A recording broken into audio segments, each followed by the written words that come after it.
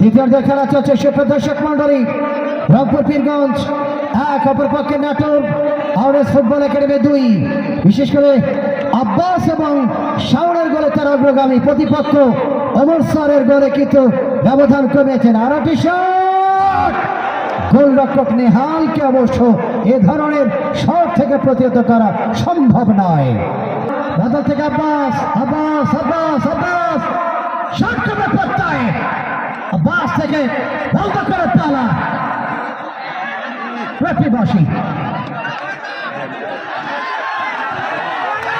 দর্শকের কি আওয়াজ আসবে? রাফি পীরগঞ্জ দলের পক্ষে এ অবস্থা শোন রাফি। রাফি যে দুটি বল মারলেন দুটি যেন একেবারে ভুল পাস হয়েছিল। রিফ্লেকশনস ওয়াজ অ্যাগেইন নাটোর দল। ভুল পাস থেকে স্টপারে মন্নুর বাধা, বল পেয়েছে রিফাত, ভুল পাস।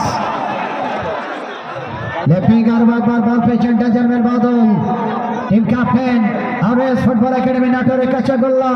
বড় মার্কিং সোহানের, বল পেয়েছেন সোহান। পীরগঞ্জ রংপুর দল সোহান সোহান সোহান, তিনি অবশ্য বলটিকে ছাড়লেন না। সোহানের রাফি বাকিল, বল পেয়েছেন সোহান, ক্রস, ভুল পাস।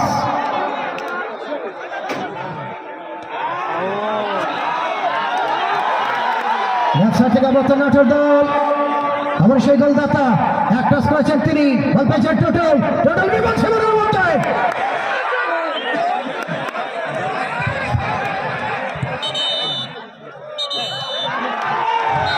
এবং খেলার শেষ বাঁশি বাজিয়ে দিয়েছে।